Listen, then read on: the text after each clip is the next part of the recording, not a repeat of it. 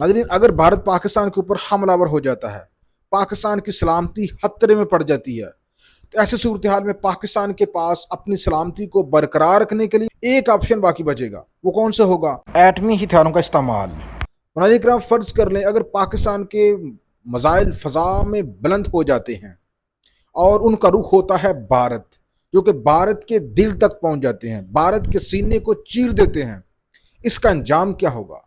कौन से भारतीय शहर पलक झपकते ही नाज़रीन किराम राख के ढेर में तब्दील हो जाएंगे? कौन से भारतीय मैदान सहरा में तब्दील हो जाएंगे? नाज़रीन किराम, ये कोई फिल्मी कहानी नहीं बल्कि ये हकीकत है, क्योंकि पाकिस्तान नाज़रीन किराम वो मुल्क है जिसने नो फर्स्ट यूज़ की पॉलिसी को नहीं माना। नो फर्स्ट यूज़ से मुराद ये है नाज़रीन किराम कि दुनिया में 7 से 8 मुल्क हैं जिनके पास एटमी कुव्वत है। बाकी तमाम मुल्क नो फर्स्ट यूज़ की पॉलिसी को मानते हैं, यानी कि एटमी हमले में वो पहल नहीं करेंगे। ये है नो फर्स्ट यूज़ पॉलिसी। लेकिन नाज़रीन किराम, पाकिस्तान एक ऐसा मुल्क है जो इस पॉलिसी को मुस्तरद करता है। पाकिस्तान इस पॉलिसी को नहीं मानता कि नो फर्स्ट यूज़। पाकिस्तान कहता है कि जब भी हमारी सलामती को खतरा हुआ, हम नो फर्स्ट यूज़ की पॉलिसी को नहीं मानेंगे। बात की जाए अगर भारत की, तो भारत नो फर्स्ट यूज़ की पॉलिसी को मानता है। लेकिन बहरहाल नाज़रीन किराम, जब जंगें होती हैं तो फिर जो मादे होते हैं, जो हलाकियात होती हैं, वो सब ख़त्म हो जाती हैं।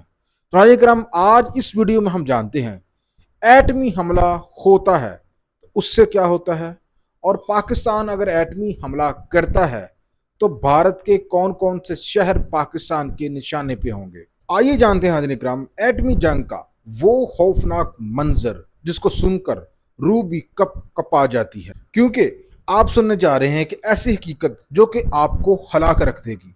तो नाज़रीन किराम, सबसे पहले हम जानते हैं कि जब एटमी हमला होता है तो उस वक्त क्या होता है। तो चले नाज़रीन किराम वीडियो की तरफ चलते हैं। नाज़रीन, जब एटमी हमला होता है तो क्या होता है, और बम कैसे फटता है, और जिंदा बच जाने वाले लोगों के साथ क्या होता है। तो जनाब, एटमी मवाद को मज़ाइलों और त्यारों के जरिए मुख्तलिफ इलाकों पर फेंका जाता है, जिसके बाद एटम बम फटता है और एक जोरदार धमाका होता है। और जैसे ही एटमी बम फटता है, आग का एक गोला जिसका दर्जा हरारत सूरज के मरकज जैसा होता है, सबको जलाकर राख कर देता है। जोरदार झटके कई हजार मीलों दूर जमीन को मफलूज कर देते हैं। मोलक ताबकारी फजा, पानी और जमीन की इमारतों को जहरीला कर देती है, और फिर फॉल आउट रेडियो एक्टिव यानी कि जहरीली गिर्द हवाओं में शामिल होकर दूर दूर तक मौत बांटती है। तापकारी के असरात कई बरसों तक बरकरार रहते हैं। जमीन से उगने वाली फसलों और दरख्तों में भी नाज़रीन इकराम तापकारी के असरात मौजूद होते हैं। जिंदा बच जाने वाले कई सालों तक तापकारी के असरात की वजह से मजूर और मफलूज जिंदगी गुजारने पर मजबूर होते हैं। इसकी एग्जाम्पल जापान है, जहां पे 1945 की दहाई में अमेरिका ने एटम बम गिराया था, जहां ये सारा मंजरनामा नाज़रीन किराम जापानी लोगों ने एक्सपीरियंस किया।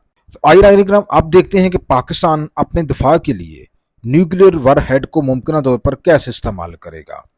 यूं तो पाकिस्तान के पास न्यूक्लियर वारहेड की सलाहियत रखने वाले मज़ाइलों की एक बहुत बड़ी खेप मौजूद है, जो चंद किलोमीटर से लेके कई 100 किलोमीटर तक यानी कि भारत के कोने कोने तक को निशाना बना सकती है। लेकिन भारत पाकिस्तान के सिर्फ एक मज़ाइल की दूरी पर है। अगर पाकिस्तान ये मज़ाइल चला देता है तो पूरा भारत जल कर राख हो जाएगा। और ये मज़ाइल है नाज़रीन किराम शाहीन 3, जिसकी रेंज है तकरीबन 2700 किलोमीटर, और पूरा भारत मुकम्मल तौर पर शाहीन 3 की रेंज में शामिल है। इससे नाज़रीन किराम भारत के बड़े शहर बंगलोर, चेन्नई, हैदराबाद, बम्बई, पुणे, दिल्ली, कोलकाता और यहाँ तक हिंदुस्तान के जजायर अंडोमान निकोबार जो है वो भी इस मज़ाइल के निशाने पर हैं।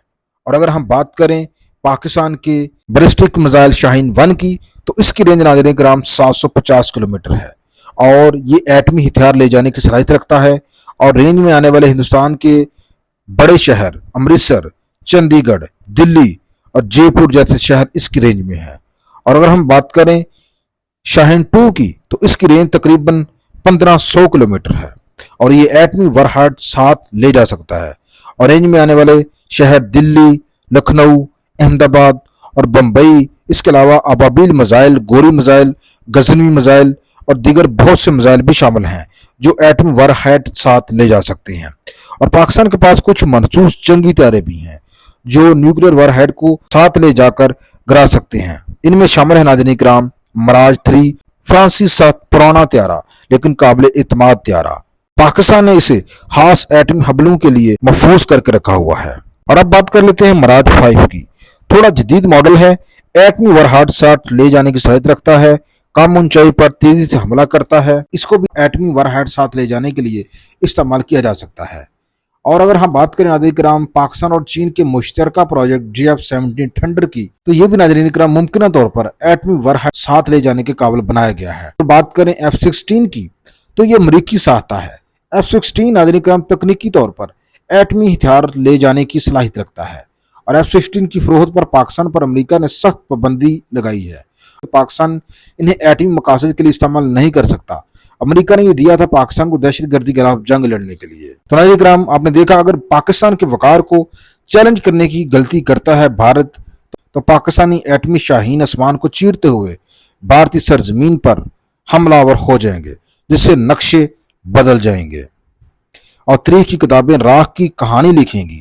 دلی کی روشنی، ممبئی کی چہل پہل، کولکتہ کی گلیاں، چنئی کی رونقیں سب بے ساختہ خاموشی میں ڈوب جائیں گی، اور بھارت کی مٹی صدیوں گواہی دے گی کہ پاکستان کے ساتھ ٹکرانے کا انجام کیا ہوتا ہے۔